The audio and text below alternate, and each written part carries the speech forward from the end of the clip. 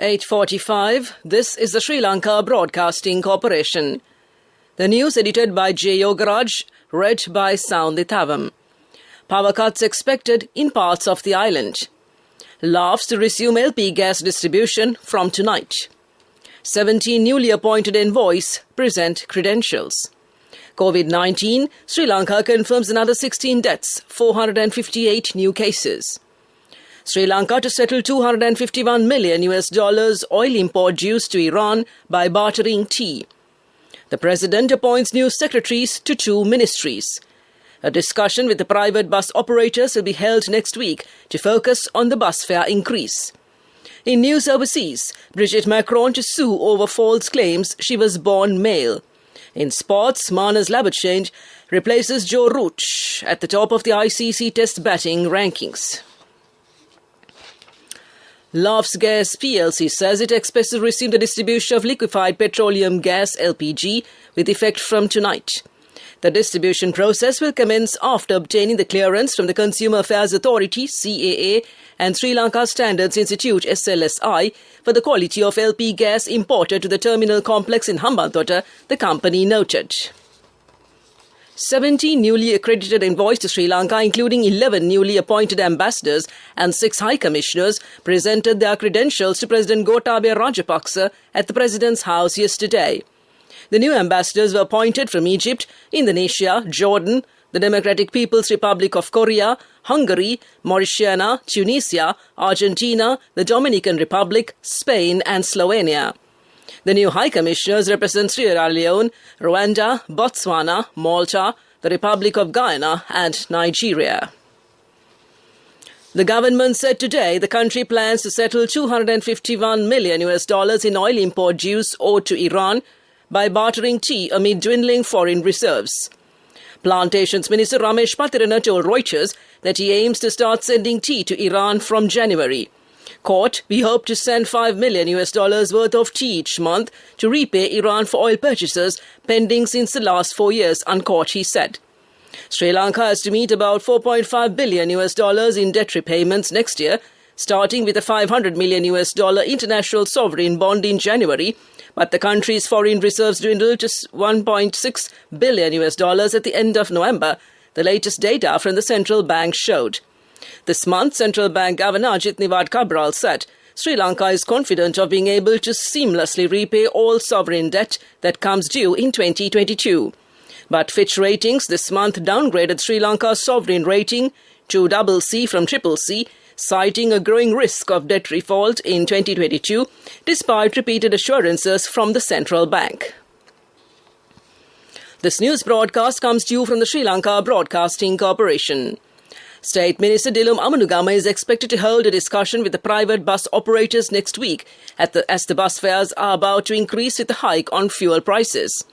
The discussion will focus on the method of increase, and the State Minister assured that the increase will be made minimal as much as possible to ease the burden on commuters. The Minister made these remarks while addressing a media conference today. The GMOA strike reaches the 3rd day today. The strike was launched 3 days ago based on 7 demands. The Minister of Health, Dr. Kelly Rambukwala, reiterates that there is no injustice done to the GMOA by looking at the demands they put forward. The Minister also said that he will not hesitate to rectify the mistakes if pointed out and proved undoubtedly.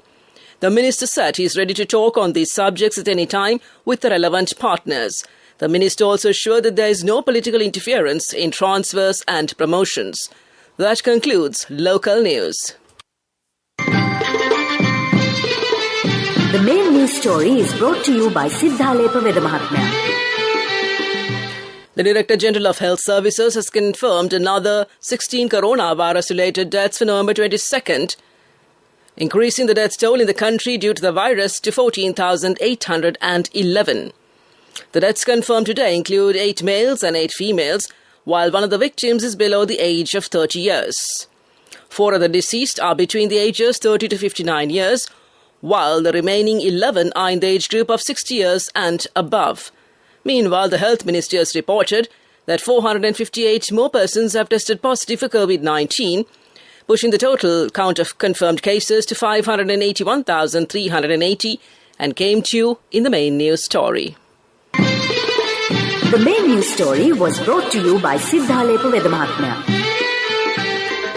Moving on to Watchlight. Health authorities have requested the public to follow health guidelines strictly as the corona infections crossed the 700 mark for the last few weeks.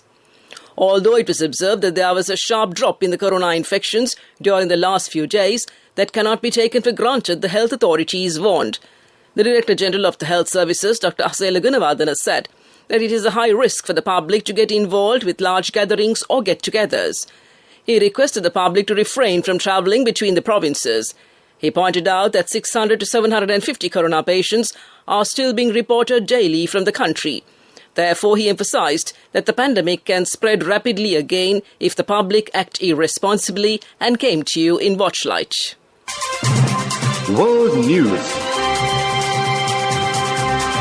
Brought to you by courtesy of Christmas and New Year sales with CIB Janajaya Vasana has commenced. Valuable prizes and vouchers for CIB bills during the entire month of December. 20% discount will be given for bank cards and for gift vouchers. Visit CIB today as well.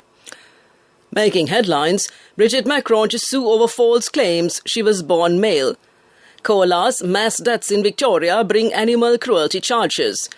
And Chelsea FC owner Roman Abramovich wins apology over Putin claim. Brigitte Macron is said to take legal action over an internet conspiracy theory that she is a transgender woman and was born male.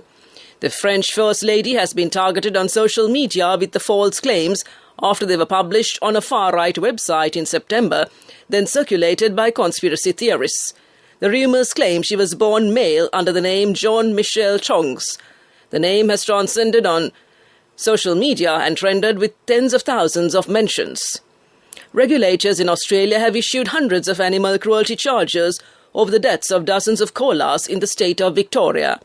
The animals were found dead at a partially cleared timber plantation at Cape Bridgewater last year. More were later euthanized because of dehydration and injuries sustained during the incident. A landowner and an earth-moving business are accused of harming and killing the animals by clearing the area. Russian billionaire Roman Abramovich has won an apology from a publisher over defamatory allegations. HarperCollins published a book which included the claim that Mr. Abramovich bought London football club Chelsea on the orders of Russian President Vladimir Putin. On Wednesday, the company apologized to Mr. Abramovich and confirmed it had reached a settlement. It has amended the book and will make a charitable donation in lieu of damages. Back to the headlines of the world news. Brigitte Macron to sue over false claims she was born male. Koala's mass deaths in Victoria bring animal cruelty charges. And Chelsea FC owner Roman Abramovich wins apology over Putin claim. That concludes this bulletin of world news. World News.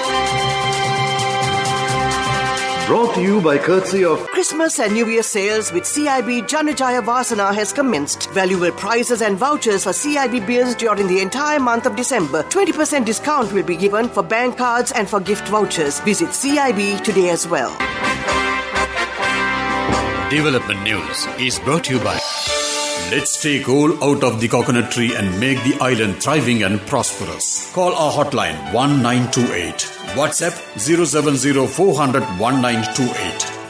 The Investor Relations Unit, IRU, of the Sri Lanka Tourism Development Authority, SLTDA, facilitated Sri Lanka's first The Cable Car Project, an initiative by Outdoor Engineering Lanka Private Limited.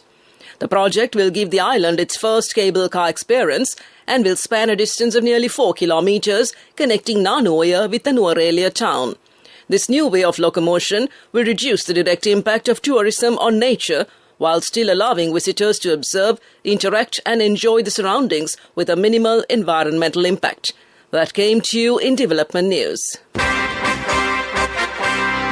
Development News was brought to you by the coconut tree is well grown in almost all the parts of the island. It is an exceptional source of extra income. The shell, the husk and almost all the parts of the coconut tree makes you money, providing you with an excellent extra source of income. It will also help to nourish the economy of the country. You will be guided with all necessary informations regarding the coconut cultivation, with the novel cultivation techniques and all other related and upgraded informations by the Coconut Research Institute, Lunavilla. Call our hotline 1928. WhatsApp 070-400-1928. Moving on with sports news. And it's cricket. Australian Marnus Labuschagne has replaced Joe Root at the top of the International Cricket Council's men's test batting rankings. England captain Root has held the number one spot since August this year. Labuschagne scored his maiden Ashes century during the second test in Adelaide as Australia completed a 275-run victory to take a 2-0 series lead over England. The 27-year-old is the ninth Australian batter to pass the 900 points tally and came to you in sports news. For all foreign currencies remitted through NSB based on the US dollar value, 10 rupees more per dollar plus more gifts until 31st December 2021. NSB, the safest place for your money. Business News, sponsored by National Savings Bank, the safest place for your money. The Colombo International Container Terminal CICT is ending 2021 on a high note, celebrating its milestone 10th anniversary in Sri Lanka on December 22nd and reaching the milestone of 3 million TEUs within a year for the first time. The company said its throughput for the full year is expected to reach approximately 3.1 million TEUs by December 31st, representing a healthy increase of around 11% over 2020. That's business news. We look at economic news next. Business News, sponsored by Cash through NSB globally and win wonderful gifts locally. Will you be the lucky winner of the NSB Golden Jubilee? 50 gold sovereigns for the top prize winner of the NSB Golden Jubilee. Scooters for the 10 second prize winners. iPhones for the 10 third prize winners. Mountain bikes for the 29 fourth prize winners. From October 1st, 2021 to December 31st, 2022. Remit a minimum of $100 or an equivalent amount in any foreign currency 3 times through NSB U Trust. Economic News, courtesy of Saving money isn't easy when you have responsibility. That's why we promise to give you the best returns and guarantee on your investment. LOLC Finance Fixed Deposits. Maximize your savings. LOLC Finance PLC, incorporated on the 13th of December 2001, is rated SLA stable by ICRA Lanka Limited and is licensed by the Monetary Board of the Central Bank of Sri Lanka under the Finance Business Act No. 42 of 2011. Earnings from exports recorded the highest monthly export value in history in October 2021, while marking the 5th consecutive month of above $1 billion of export earnings. Such improvement in export earnings, along with improving conversions, is expected to strengthen foreign exchange inflows to the domestic foreign exchange market in the period ahead. That came to you in economic news. I bought my daughter a laptop for her work by managing my finances. Whatever the expenses may be, I can't afford to miss out on life's special moments like her birthday or our anniversary. So you need to invest to make your family's future flourish. Saving money isn't easy when you have responsibilities. That's why we promise to give you the best returns on your investment. LOLC Finance Fixed Deposits. Maximize your savings. LOLC Finance PLC, incorporated on the 13th of December 2001, is rated SLA stable by ICRA Lanka Limited and is licensed by the Monetary Board of the Central Bank of Sri Lanka under the Finance Business Act No. 42 of 2011. The weather report. The Met Department says mainly fair weather will prevail over most parts of the island. Misty conditions can be expected in the western, Sabragamuwa, central and Uva provinces and in the Galle and Mathura districts during the morning. This weather report was published this evening at 7:30 p.m. Further details could be obtained by visiting the official website of the department. Meanwhile, the international weather forecast website AccuWeather.com reports that the day's weather was observed to be bright with occasional showers. Today's daytime temperature was around 28 degrees Celsius.